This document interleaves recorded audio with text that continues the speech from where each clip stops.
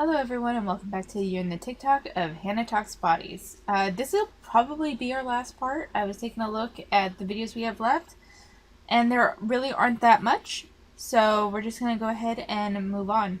I'm always baffled by people who try to justify their fat phobic behavior by saying, I'm just saying what no one else has the guts to say, which paints this totally false image that people who are cruel to fat folks are these noble warriors standing against the tides of adversity, which isn't true.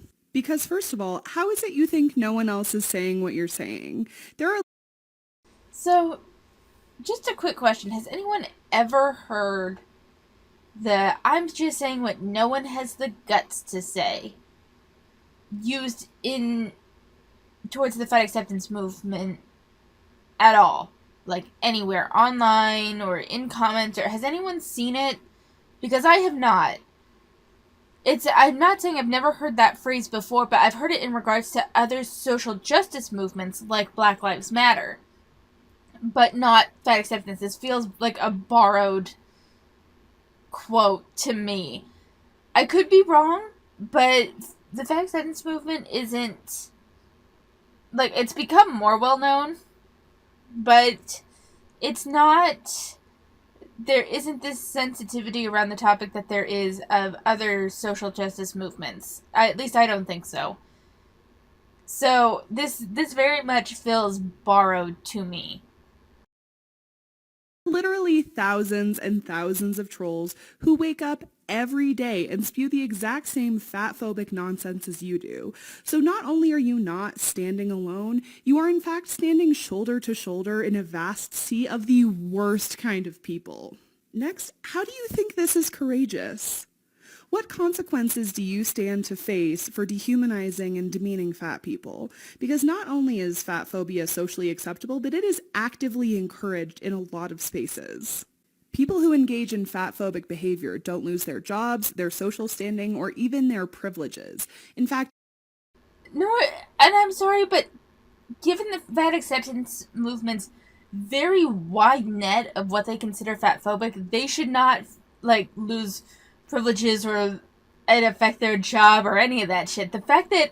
I mean, the fact that she's using that as an example to me shows that they want anyone that. Here's the thing, fat phobia has become such a broad term. And for completely innocuous behavior, too. I feel fat is considered fat phobic. Dieting is considered fat phobic. Intentional weight loss is considered fat phobic. Before and after pictures are considered fat phobic. Saying, well, as long as you're healthy is considered fat phobic. Like, everything is considered fat phobic. Even if you're just like, weight loss is calories in, calories out, they would call that fat phobic. So until you guys whittle down the definition of fat phobia a little bit, it should not affect anyone, in my opinion, because there are legitimate events where it's like, okay, if you want to call that fat phobic, I can get behind that. Like actual physical harassment of fat people. This was like 10 years ago, okay? I want to be clear, this was like 10 years ago, but I remember there being a series of stories of young people, I want to say it was teenagers, and like the it thing to do was to record themselves like harassing fat people just minding their business at the park. Like if you want to go after that I completely get. If you have a fat coworker and someone is like just constantly talking to them about their weight unsolicited and constantly giving them advice that they don't ask for, I could understand how that should be considered like an HR problem, because they won't stop even if after they've been said or they've been told to stop, that it's not a productive part of the conversation for them, that they don't want their weight discussed at work or what have you. That would be a complete reasonable reason to go to HR to me. We've seen fat acceptance people get upset because two coworkers are having a completely separate conversation. about their diets or their weight loss attempts. Not at all affecting the fat person. Like, they don't engage the fat person. They're not talking to the fat person. It's a private conversation between themselves that the other one overhears, and that is considered fat phobic, and that is considered something that should be, like, addressed. And it's that I have a problem with, and that that I hate that they call it fat phobia, and then they bring up shit like this about, they don't experience any effect for their job or loss of privileges, nor should they, because you guys will consider something fat phobic that has absolutely nothing to do with you. Absolutely nothing. Two people having a private conversation about their diets doesn't include you at all, and nor should you expect anything to happen around that. But that, it's just one of those things, Many people have gone on to create entire careers as health and fitness professionals because their harassment of fat people garnered so much public approval that they developed a fan base. In summary, you are not a lone beacon of courage. You are just one of many cruel and uninformed people on the internet. But to me, the very fact that you're like, there are people that were praised and had so much approval for harassing fat people, I really have to know what the fat acceptance movement considers harassment at this point. Because I've been accused of harassing fat people. And while I can understand how some people don't like how many parts some of my year in the TikTok videos are, like that's the volume bothers them, it's always for a prescribed period of time, and I am refocusing back to just the talking points and not going into my own personal commentary about some unrelated stuff, mostly because I've realized that it detracts from my overall arguments later, because the people that I'm talking about their points, not about them, talking about their rhetoric, talking about their ideas, will hone in on like the cast aside comment as, well, this is evidence of you harassing, when it was just something that caught my attention. It wasn't...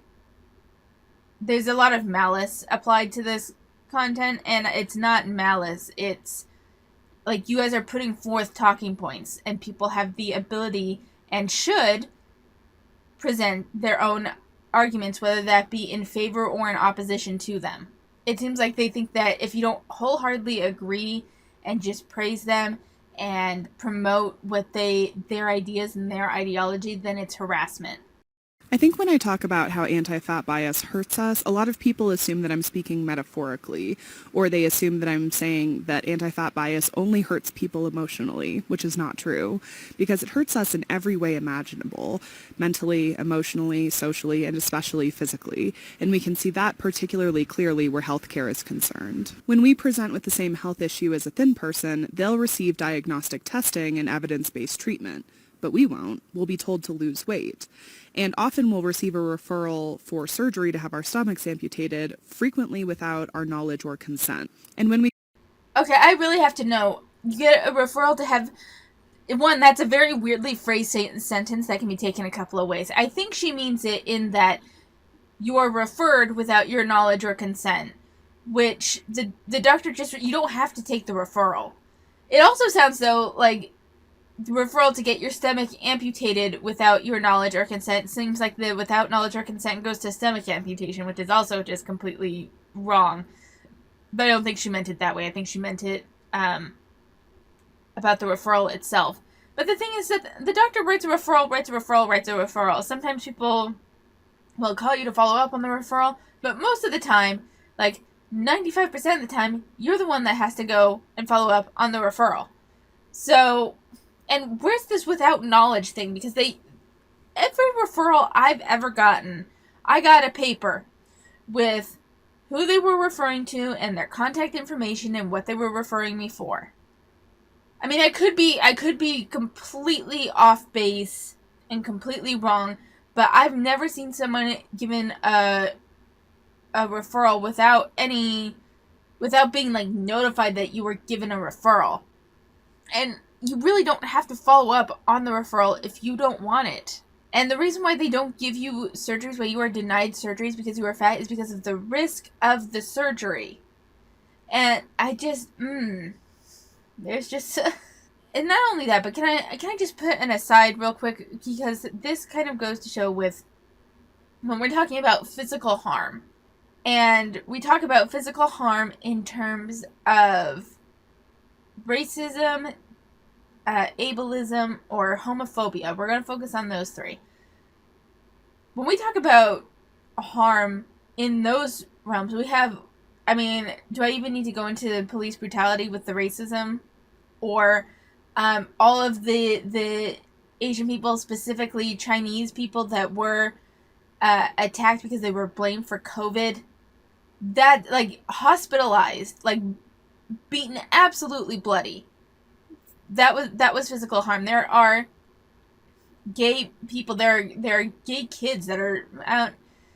I wouldn't be surprised if it still happens, but there are gay kids at the very least, even just 10 years ago, that had the shit beaten out of them for being gay. There are people out there that will target gay people just to cause them physical harm, and I mean genuine physical harm. I mean, they are hospitalized. Disability, ableists. I'll admit I don't have a huge amount of repertoire on this one, but I know at least of one news story I saw where someone in a wheelchair was targeted and just punched in the face for what seemed like just being in a wheelchair. And it was like someone was pissed off that they had to wait for that ramp on the bus and for that person to be strapped in, and there was just like a shitty person that just went up and punched them. Like, there's actual physical harm, and then there's this. And don't get me wrong, yes, when the doctor maybe doesn't look thoroughly enough at an issue, or like they miss something, I'm not saying that there isn't harm there, but to call it physical harm under the umbrella of fatphobia gives a connotation much like those of other social justice movements in which harm is done to those people. And it's not the same. It's not the same. Go to the doctor with serious medical problems like a restrictive eating disorder or losing your appetite or unexpectedly experiencing unexplained weight loss. We'll either be gaslit and told that it's not true, or we will be believed but we'll be told that it's a blessing in disguise. The restrictive ED thing is there are criteria. You're not being gaslit and said that it's not there, but you may not reach the criteria of a restrictive eating disorder and may instead get like a general I think there's like an umbrella term for just general other eating disorders. But then also the losing appetite, I have to know, I'm sorry, this might be me being a bitch, but how long do you go with like a loss of appetite before you go to the doctor? Because I go through cycles, especially with weather patterns and stuff, where I will lose my appetite in random intervals, and when I'm really stressed, I sometimes lose my appetite. Sometimes I snack way more, but sometimes I don't snack at all, or like I eat just far less. So there are sometimes non-medical things related to the loss of appetite, and it can be more environmental, or it can be like a psychosomatic sort of symptom. And I don't say psychosomatic to be condescending. It's just like a genuine thing where you're so stressed, so the somatic symptom of the psychology is that you lose your appetite. And if that's also not, if you haven't lost your appetite for long enough that it's showing up on the scale, then it's probably not an issue, and the doctor's just like, no, it's fine. I mean, you know? Anyway, this is the kind of, quote, healthcare fat people receive, and then folks will wonder why fat people generally have worse health outcomes. I think when I talk... I'm sorry, but every fat acceptance person that I've seen goes to the doctor far more than the average healthy weight person. I find this so avoiding responsibility for your own life, that you're like, my worst health outcomes have nothing to do with my overeating, have nothing to do with the way my weight impacts my everyday life and my joints and my organs or any of that. No, and it has everything to do with the doctors not fixing everything for me. Like, it's all the doctor's fault. None of it's my fault. Like, it has a very serious ring of, like, I'm not taking responsibility for my own health. That's what it seems like to me. I think it's really important for people to understand that fat liberation is not a path that guarantees or ends in you liking your body.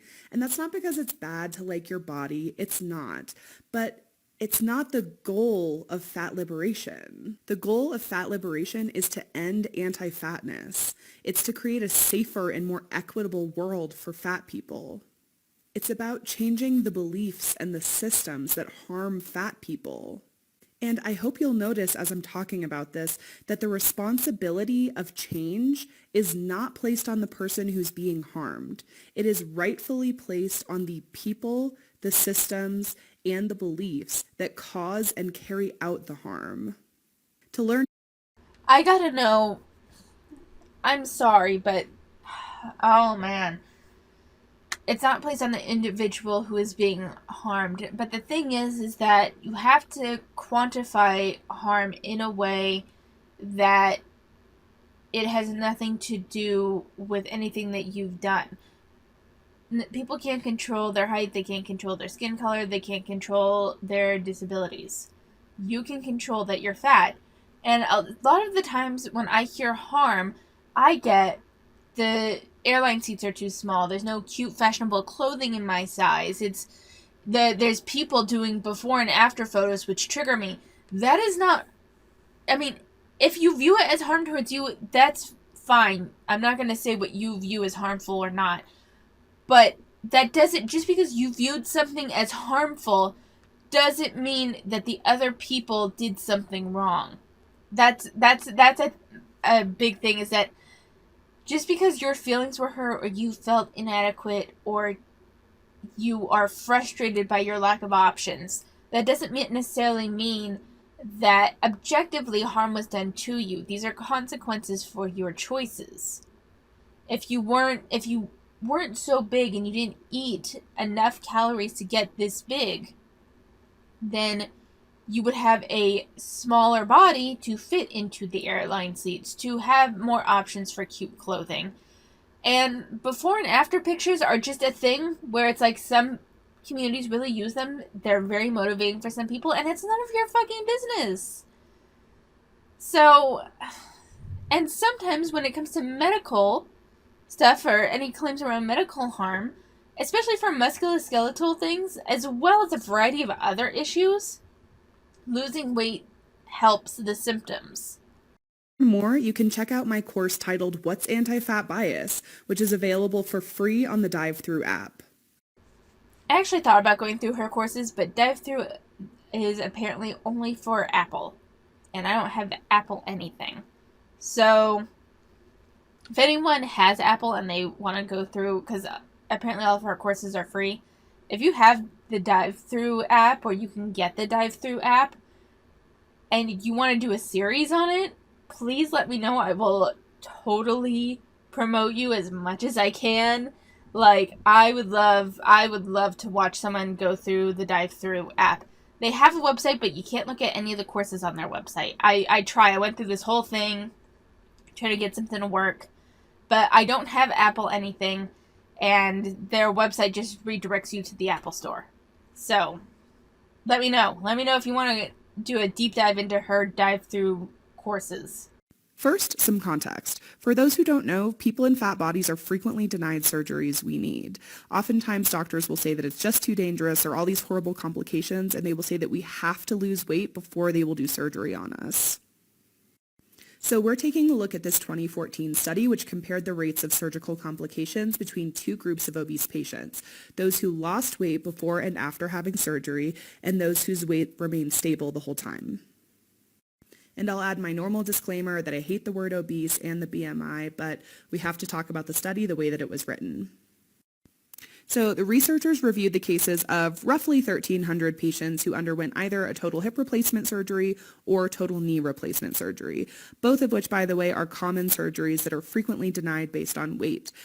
So some of those patients were pursuing weight loss before and after surgery, and some did not. And there were two complications they tracked. One was surgical site infections, and then the other was hospital readmissions within 90 days of surgery, which is essentially a catch-all for a huge array of possible complications that might require hospitalization. Now, let's talk about the results. They found that in some combination of the variables, there was no difference in complications between the two groups, which is a pretty compelling result on its own. But in the other ones, the patients who lost weight had more complications than the patients who did not lose weight. And in the discussion, the researchers say that these were unexpected results and that they definitely raise questions about the safety of weight loss prior to surgery. These types of discriminatory policies do not lead to better health outcomes. They only ever lead to delayed or denied care, or sometimes even direct harm.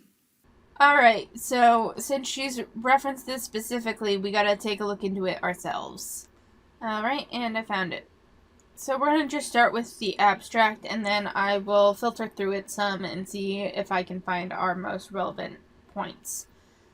So the abstract says, this study evaluated whether obese patients who lost weight before their total joint replacement and kept it off post-operatively were at lower risk of surgical site infection and readmission compared to those who remained the same weight. We reviewed 444 patients who underwent a total hip replacement and 937 with a total knee replacement who lost weight preoperatively and sustained the weight loss after surgery. After adjustments, patients who lost weight before a total hip replacement and kept it off postoperatively had a 3.77 greater likelihood of deep surgical site infections, and those who lost weight before total knee replacement had a 1.63 greater likelihood of readmission compared with the reference group. These findings raise questions about safety of weight management before total replacement of the hip and knee joints. Alright, so first things first, this was not done with monitoring people. Currently, this was a retrospective analysis of patients who underwent total joint replacement between January 1st of 2008 and December 31st of 2010. So they gathered their data from a registry of an integrated healthcare system that includes both surgeon-reported data and patients' electronic health records, administrative and/or claims data, and other databases within the institution. I don't know which institution specifically, but it was a registry. So something interesting, I want to read this one small paragraph to you guys. Subsequently, the institution's electronic health records were used to extract a sample patient's weight measurements. These are recorded during most patients' contact with the healthcare system. Patients were not advised or encouraged as part of the study to lose weight, and no standard protocol for weight assessment was in effect. Weight data were extracted for the time intervals of 181 and 365 days preoperatively, 91 to 180 days preoperatively, and 0 to 90 days preoperatively, as well as those same intervals postoperatively. But something I thought was interesting was that as part of the study, no one was encouraged to lose weight, so we don't know the nature of the weight loss preoperatively. We don't, at least unless it's mentioned later, which I'm going to keep reading. It's also worth noting patients who had undergone surgical weight loss were excluded. So this is just people that lost weight through some means other than surgery. And the weight change was only defined by those that had greater than 5% change in their body weight. It's also worth noting that the obese patients that they're going into for the total joint replacement, more than 50% on both types were over the age of 65. So the reason why I bring all of this stuff up is because it wasn't surgical. They weren't encouraged to lose weight for the purpose of the study. Obviously, it's a retrospective study. And more than 50% were greater than 65, older than 65. So that brings into question the nature of the weight loss. I understand that they were obese. They were obese to begin with, and they had been losing weight like a year before and kept it off or continued to lose post-operatively. Great. But after the age of 65, given that there was no weight loss surgery, and they weren't encouraged to lose the weight, at least not as part of the study, how much of this was intentional weight loss through healthy habits and that sort of thing, and how much of it was the result of maybe potential other comorbidities or diseases that may be associated with old age? That is my question. It's also worth noting that it mentions here that patients with congestive heart failure or coagulopathy were more likely to lose weight preoperatively and keep it off after the procedure than those without these conditions. So there was also congestive heart failure thrown in here. So no wonder they had more risk of infection or readmission into the hospital. So this one shows, yes, those that had, this chart here shows that, yes, those that lost weight preoperatively and either maintained that weight loss or continued to lose weight postoperatively had a greater risk of surgical site infections and readmissions within 90 days. However, from what we've already seen, there are overlapping comorbidities here, including those with heart failure and other heart conditions, which makes me wonder what was the nature of that readmission to the hospital. I could see how any surgery could result in complications for those with heart failure or other heart-related diseases. Okay, so it says, in a cohort of obese patients, gender, age, and race were associated with the ability to lose weight 1 year prior to joint replacement and keep it off postoperatively. Certain comorbidities, such as chronic heart failure and coagulopathy in patients undergoing a total hip replacement, and anemia of chronic blood loss and liver disease in patients with total knee replacement, were also associated with weight loss. So, and from what I can tell, this was not stratified to remove those with the comorbidities. Most importantly, patients undergoing total hip replacement who lost weight preoperatively and kept it off postoperatively were at a higher likelihood of deep surgical site infection than patients who stayed the same weight throughout the study period.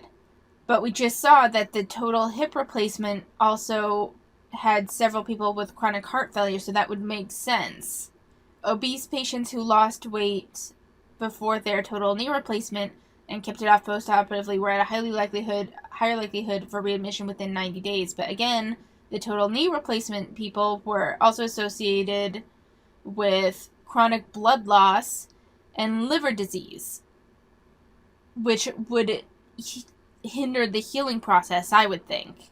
Except for 2 previous studies which used the same data as this study, the association of patients' characteristics and preoperative weight change has not previously been reported in patients undergoing total joint replacement.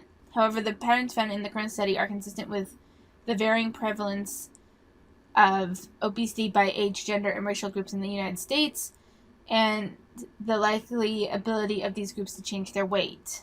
The association of comorbidities with preoperative weight loss, which is sustained postoperatively, should be considered in relation to both its pre- and post-operative presence. In previous study, they did not find coagulopathy or chronic heart failure to be associated with weight loss change before a total hip replacement, which leads us to believe these conditions are associated with post-operative change in weight. Similarly, we did not find liver disease to be associated with lower likelihood of weight loss, while in the current study is associated with the ability of patients undergoing total knee replacement to lose weight. The anemia of chronic blood loss had previously been reported as associated with susceptibility to weight loss before total knee replacement, confirming that this weight loss is likely due to anemia. The difference in patterns of association with these comorbidities suggests that they could be associated with post-operative weight of the patients, either due to associated complications or other mechanisms by which they affected the patient's metabolism. So they even acknowledge in this that some of the comorbidities could be associated with continued weight loss, at least post-operatively, which then makes those that lost weight post-operatively as part of that big chunk that was at a higher likelihood for readmission and surgical site infections also suggests that it may not be unrelated to their other comorbidities. And this is talking about other studies, and it says one from the same data source used in this study evaluated obese patients who underwent a non-operative weight loss prior to surgery and did not find any association between a 5% preoperative weight loss and risk of SSI or readmission in patients undergoing total joint replacement. 3 studies evaluated patients who underwent surgical weight loss interventions and their effect on the outcome of total joint replacement. These consistently reported higher rates of perioperative complications regardless of weight loss when compared to the total joint replacement population from which they were drawn.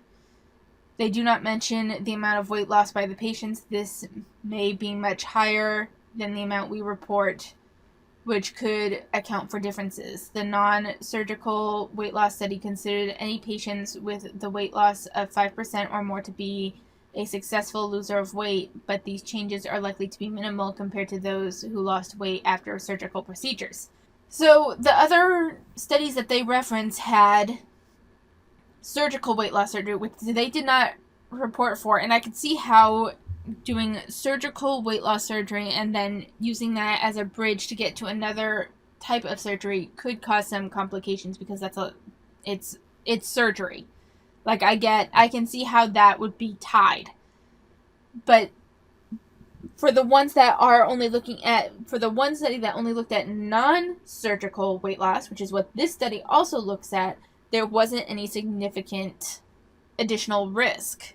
Which suggests to me that when we're looking at this now, that given that more than 50% were also over the age of 65 and there were comorbidities present, many of which weren't even necessarily associated with other studies, and I'm curious to know the age brackets of those other studies, that would suggest to me that the age of the patients involved, along with those comorbidities, may lend more to the weight loss and the complications. The unexpected results that patients who lose weight preoperatively and continue to lose it postoperatively have a higher likelihood of deep SSI after total hip replacement and readmission after total knee replacement could have occurred for several reasons. Firstly, while we tried to compare the study group to an obese control group and adjust for possible comorbidities, which could influence the risk of complications, it is possible that there was a residual confounding from unevaluated characteristics.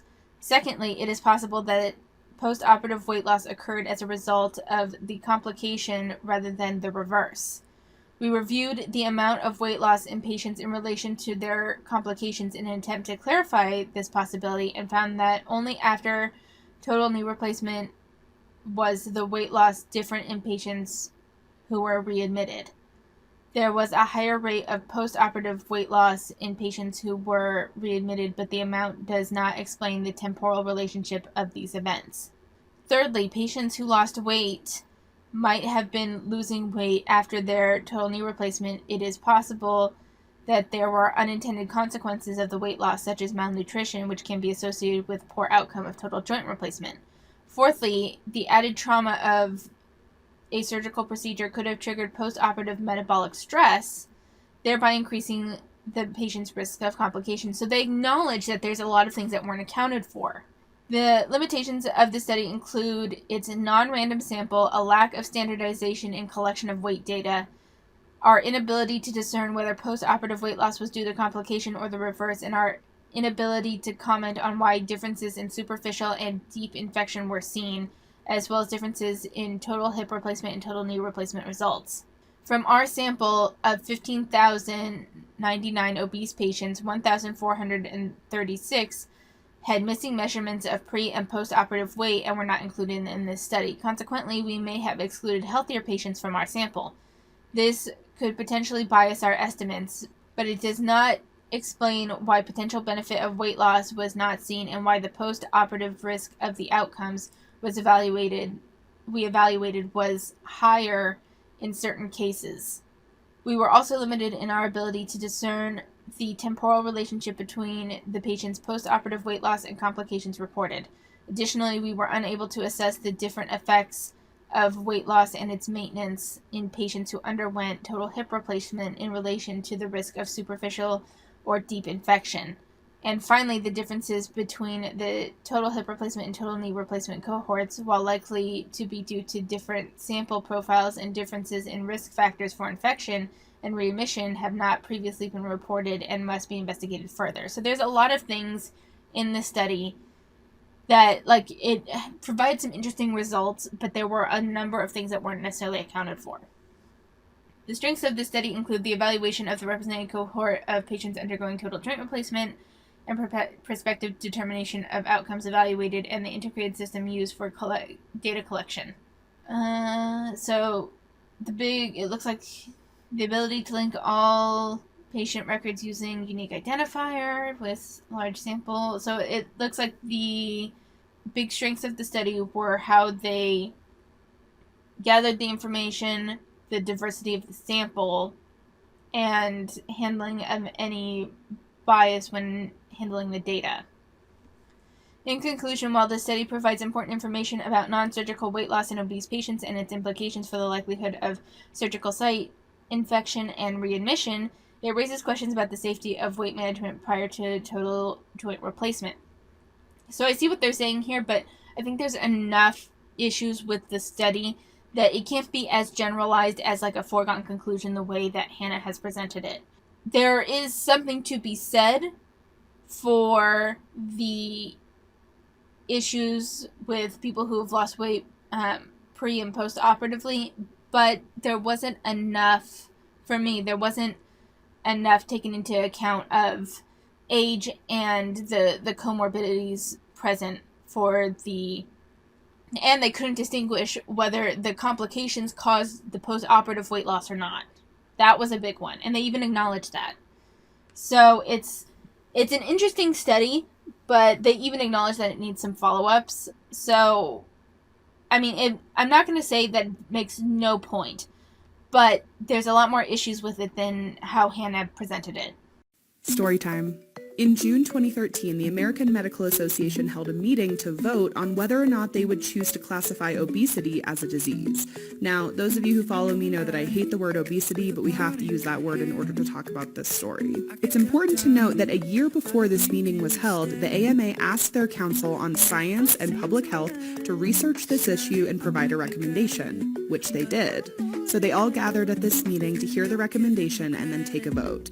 And lo and behold, after studying it for a whole year, the Council on Science and Public Health said that obesity should not be considered a disease. This was for a number of reasons.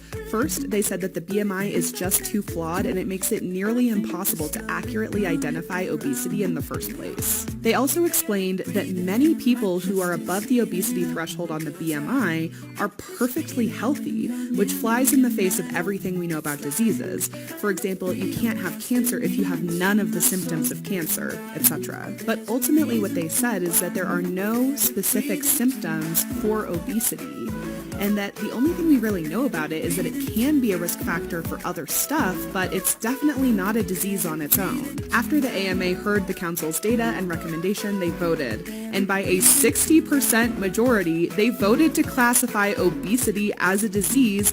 Despite the recommendation of the Council, they asked to study this. It also seems relevant to note that when this issue was first brought to the AMA, the timing was interesting, because it happened at the exact same time that two major pharmaceutical companies had just released brand new weight loss drugs that they were struggling to get health insurance companies to pay for. Also, interestingly, those pharmaceutical companies had verifiable connections to a number of the people at the AMA who voted in support of classifying obesity as a disease. Make of that what you will. And that is the totally true and totally bonkers story of how obesity was classified as a disease. So Hannah isn't wrong that obesity was determined by the AMA to be a disease against the advice of its own council. That is true. The whole capitalism motivation, that's up to you whether you want to explore that or not. That's not what I really want to look into. This is the American Medical Association House of Delegates on the subject of recognition of obesity as a disease. This I got through NPR. And it's rather legal language sort of heavy, not legal, but you guys know what I mean. It does go over a series of issues with obesity and why it would be considered as a disease, but something that I think is relevant AMA policy. Obesity as a major public health program. This lists obesity as a major health concern, recognizing and taking action in response to the obesity crisis, recommendations for physicians and community collaborations addressing obesity. So there's this whole list of considerations that they had going into it. And my understanding, this isn't the only thing that I've looked at. I've looked at a couple of other things as well. But to me, what it seemed like was because this was even brought to the floor by introduced by a series. So American Association of Clinical Endocrinologists, American College of Cardiology, the Endocrine Society, American Society for Reproductive Medicine, the Society of Cardiovascular Angiography and Interventions, American Urological Association, and American College of Surgeons. And I think my understanding is that this was brought to the floor, and the reason why it was classified as a disease was to get more projects and programs out there to help manage the growing obesity issue. Is judging it purely on BMI, is judging obesity purely on BMI ideal? No, but from what I understand, because America focused so much on poverty and hunger to the exclusion of obesity concerns for decades, this was kind of seen as almost an emergency sort of thing. Whether that was because of medication coming available or new surgeries coming available, I don't know. But it's the bill, that the policy that we're looking at doesn't just cover like that. It's about taking action in response to the obesity crisis, recommendations for physician and community collaboration for the management of obesity. So there's a variety of things that were put forth by classifying obesity as a chronic condition. So I think to a certain extent, in all honesty, both views are kind of true. I tend to side with, unfortunately, now this was 10 years ago, and unfortunately the classification for what defines obesity has not changed, and I think that's really that's more of the sticking point than anything else. Because while I think BMI is fine when it's considered in a variety of other factors, I would like to see obesity classified based on body fat percentage in conjunction maybe with BMI or in conjunction with some other factors. From what I understand, they're just this needs to be addressed now. And so they just kind of pushed it through. If you have anything that you want to contribute to the discussion on this, please let me know. There's more that I could go into this, but this video is already getting longer, and I really want to finish her TikToks because we don't have that much left. So I'm going to have to cut the look into this a little bit short. But if you are at all curious about this, you want to do a deep dive or anything, let me know, because I would love to see someone do a deep dive on this. Or maybe we'll do a deep dive on it sometime. That might not be a bad palate cleanser for us to do a deep dive into the classification of obesity. That can actually be really fun. We'll see. If you want to do it, by all means, go ahead. If you have anything to add, please, and you don't want to do a whole deep dive video on it, please put it in the comments. But we're going to go ahead and move on for now. One of the most common questions I get is, how can you say there's no relationship between weight and health? And first of all, virtually nobody is saying that.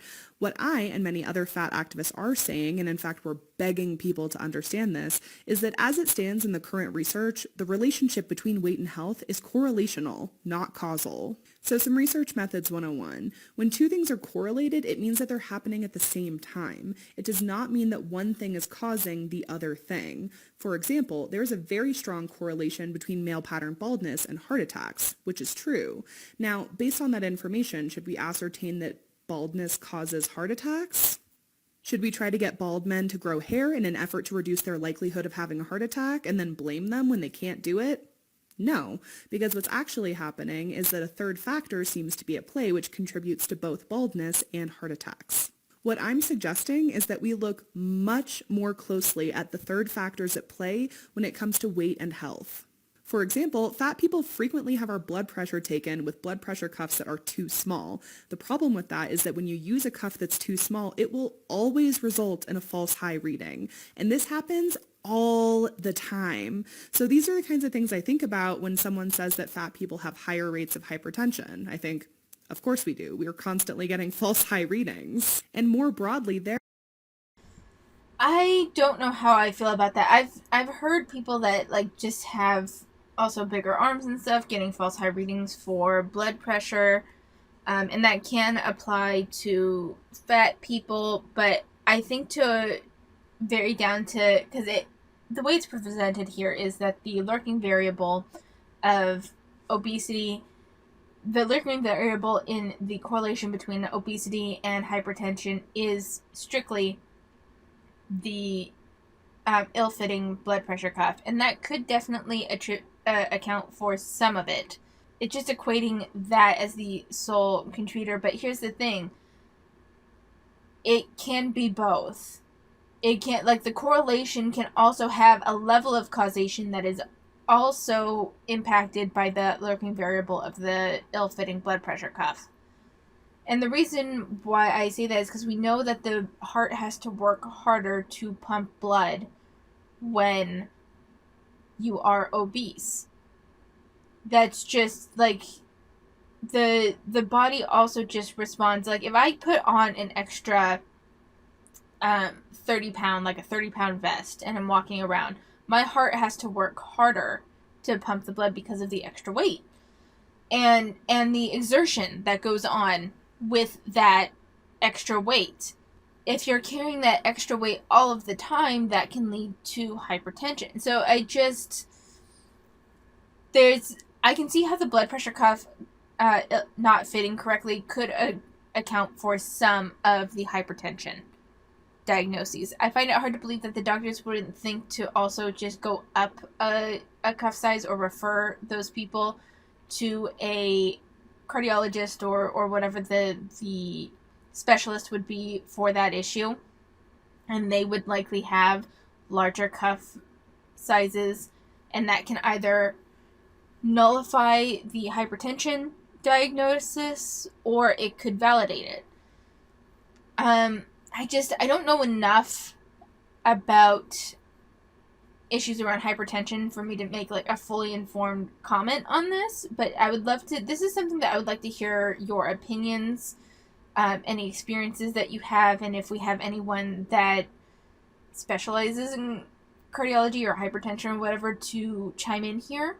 I don't want to disregard what she says wholesale here because the lurking variable could reasonably be there for at least some of the instances. I think that equating all of those to just that lurking variable is a mistake. there are a number of very influential third factors that contribute to the overall trend of health problems for fat people, such as weight stigma, also known as the stress of discrimination, something that fat people experience a lot. Another is weight cycling. Virtually all fat people have tried to lose weight at some point in our lives, but pursuing weight loss is a virtual guarantee that someone will experience weight cycling, which is extremely hard on the body. And finally, we have inaccessible, inequitable, and biased healthcare. Fat people experience all of these things, and all of them contribute to illness. But despite all of these third factors, discrimination, stress, weight cycling, limited healthcare, biased healthcare, incompetent healthcare, and a lack of proper medical equipment, the cultural conversation around weight and health refuses to evolve. People, especially thin people, tend to be very committed to upholding fat phobia. People are just more comfortable believing that fat people do bad things and that leads to bad health, and thin people do good things and that leads to good health, despite the fact that we know that's very misleading, very stigmatizing, and often untrue. Turns out the pushback that I get on this topic, it's not really about health. It's fat phobia all along, guys. Alright, this was a very layered TikTok that I do not have enough time to go into today. I need to make some notes. Alright, I did it off screen, but I just made some notes about the AMA obesity decision, and now this TikTok specifically about correlation v causation. I'm going to make separate videos on those two. I think I've decided I'm making separate videos on those two. I don't know when. One's probably just going to be, we'll probably do the AMA obesity decision probably next week, just as a, I mean, it is meant to be a palate cleanser for before we go into our next year in the TikTok, but I think it's worth going into. And I can't guarantee how exciting these videos are going to be because I'm not collecting them and presenting the information like you would in a standard video. We're going to do an exploration together of the different information out there, and rather than presenting my own conclusion, I would probably open it up like, this is what I was able to find. We read like the important bits of it and open up to your conclusions while making my own conclusions as well, but open it up to you guys. Won't be scripted. It's going to be pretty off the cuff like all my videos are. So I can't guarantee how exciting it's going to be, but I will try to, I'd probably try to limit it to nothing more than like a 30-minute video, but we'll see. Just see how things go. But I made notes on that and this TikTok, and we'll cover them in separate videos because I feel like she presented some sources here that I want to look into, and I just want to explore some other ideas as well, but we don't have time for it in this video. It never fails that anytime I talk about my eating disorder or all the things I used to do to lose weight, at least one person will pop their head out of the ground just to say, you know, you can lose weight in a healthy way. It doesn't need to be so extreme. And I don't know how else to explain that for me and for many, many other people, that is simply untrue. Because the second I start ignoring my body's cues, it's over. The instant my body tells me it is hungry and I choose either not to feed it or to underfeed it, which is what a calorie deficit is, it knows it's time for famine. It goes into scarcity mode. This just, it sounds so, like, that is not how that works. That is not how that works. Oh my god. So, her talk of scarcity mode, this is a Healthline article, but her talk of scarcity mode, I believe, is in relation to starvation mode. And starvation mode, from what I can tell, is like an actual thing, but something that's worth noting here is what people generally refer to as starvation mode, sometimes metabolic damage, is your body's natural response to long-term calorie restriction. And it involves the body responding to reduced calorie intake by reducing calorie expenditure and maintaining energy balance to prevent starvation. But the important thing is that this is a matter of, one, long-term calorie restriction. That is something important, and I would think far more severe calorie restriction than what most people would advise when trying to lose weight. No one is telling you to cut your calories down to like 500 calories a day. I mean, I think there are some that advocate for that. I disagree with that wholeheartedly. And since we're talking about healthy ways, no, just not feeding your body the second you realize you're hungry is not going to cause scarcity or starvation mode. Like, you can be hungry and not eat for a couple of hours and still be okay. Like, this is just a complete misrepresentation of what scarcity mode or starvation mode would be. I don't have access to food, and as a result, my body turns on all the alarms to try to get me to eat as much as humanly possible so that I can survive this famine. And No, that's just called being really hungry. Like, so, like that. I mean, I get like that too if I go too long without eating once I realize I'm hungry. Like when you're really, really hungry, yeah, you just tend to you will tend to overeat. The goal is to not necessarily get to the point where you are just incredibly like hungry, like famished hungry. But that doesn't necessarily happen because you ignore for an hour or two when you're hungry. When like you first experience that hunger. You can still be okay for a couple of hours. Sometimes you're like, "Oh, I'm kind of hungry." You ignore it for a bit. The hunger feeling goes away. And then when it comes back, it tends to be a little bit stronger, and at that point you might want to eat so you don't like overeat because you're famished. But that doesn't mean that the second that you don't eat when you're hungry that it's going to suddenly result in scarcity mode and you have to eat. You're suddenly going to be overcome with the urge to eat everything in sight.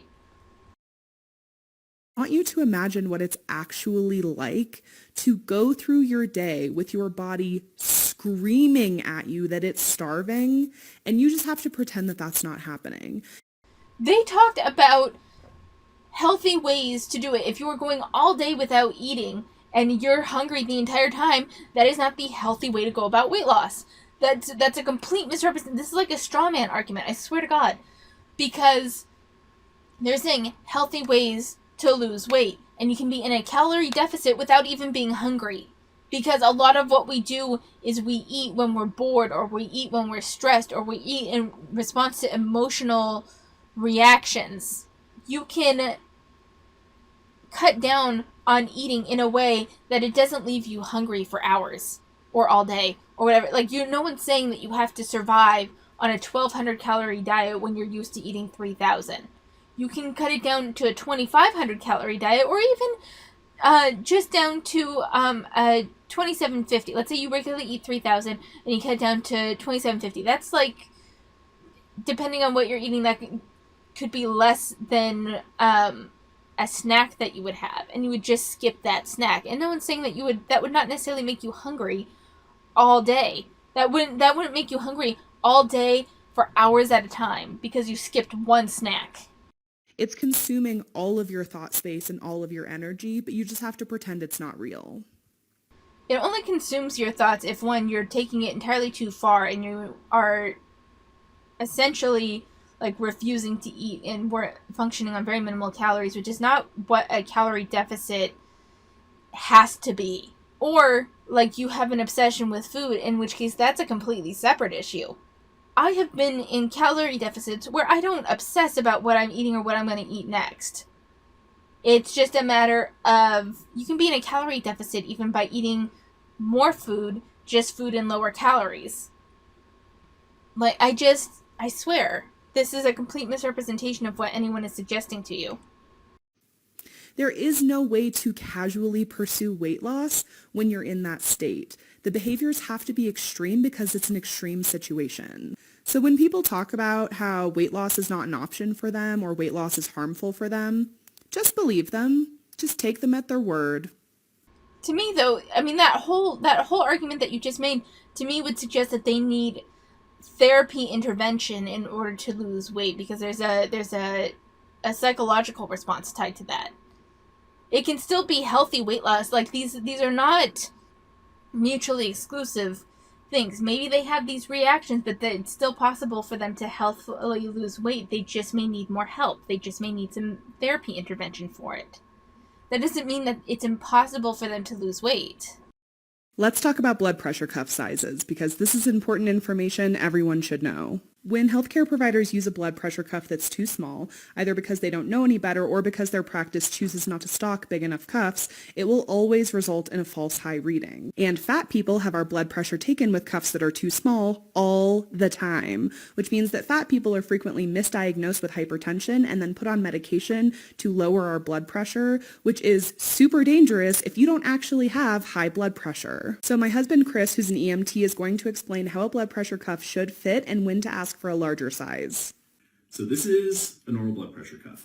On the inside, you're going to see a range marking, anywhere from about 25 to 40 centimeters, somewhere in there.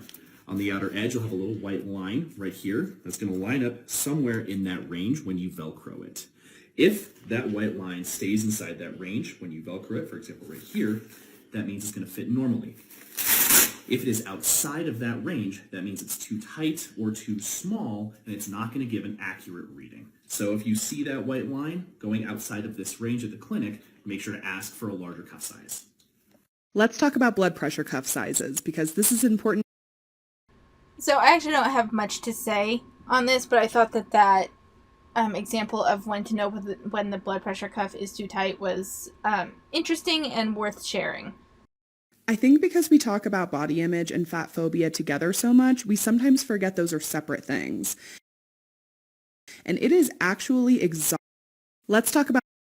Alright, so I'm not sure what the finished result of this is going to be, but we're actually at like an hour and a half already. I was really hoping to finish Hannah this time through, but it looks like we're going to have a part 3. If I manage to get through the rest of her TikToks next time early, we'll revisit either the American Medical Association obesity thing or that causation versus correlation video. Probably the American Medical Association thing, because I think the correlation versus causation video is gonna have to be its own response video, I think. But we'll see where that leads us. This video ended up being longer than I anticipated, so I'm gonna stop it here. Couple things. Weights pretty much stayed the same. I finished Jack Jan, and I fucking loved it. It's peak Otome games. I loved it. It's the first time I've absolutely adored the true route over any of the other love interest routes and all of that. Like, it's really well done. I really love it. And I highly recommend it if you like Otome dating sim visual novels. It's very good. It is very fun. The music is fantastic. The story is fantastic, especially the true route. Like, it's so fun. It's just, it's beautiful. Chef's kiss. I love it. I also bought, I didn't realize this, but last year, I think it was last year. It might have been 2 years ago, but there was apparently a new version of Oregon Trail released for the Switch. I don't know. So I was really big into Oregon Trail as a kid. I played like versions 3, 4, and 5, I think. But I don't remember liking 5 all that much. And then it moved to mobile and like a Facebook version of it, and it sucked, and I just was so disappointed and lost all interest in it. But then I found this on sale. It's the Oregon Trail for the Switch, and it is fantastic. If you liked old Oregon Trail, this is that just updated, like a more of a modern gaming experience, and it is so good. It is so good. It's so fun. There's extra things to do. There's quests to complete. It has various versions of the trail, making it harder or easier. There's different, you can do the California Trail for like the California Gold Rush, which is also really cool. There's different scenarios to play through. Like, it is so good. And there's apparently weekly challenges, and like, there's so much to uncover with it and so much fun and information to have in it. I highly, highly recommend it. It is fan-fucking-tastic.